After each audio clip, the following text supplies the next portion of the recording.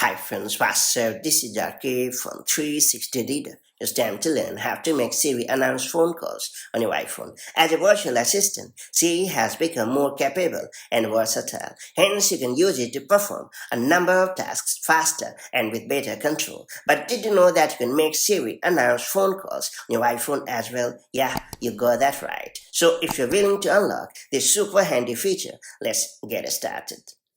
First and foremost, we have to open the Settings app on your iPhone. Now scroll down and choose Siri and search. After that, select the Announce Calls option to proceed. Next up, you have four options to choose from. If you want Siri to always announce calls on your iPhone, choose the Always option.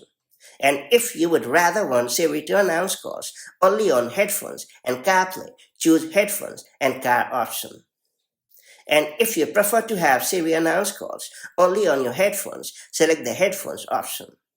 And yes, if you want to altogether disable this feature, select the Never option. And that's about it. From now onwards, Siri will announce calls on your iPhone. Hence, you can easily find out who is calling and be able to avoid picking up junk or unnecessary calls.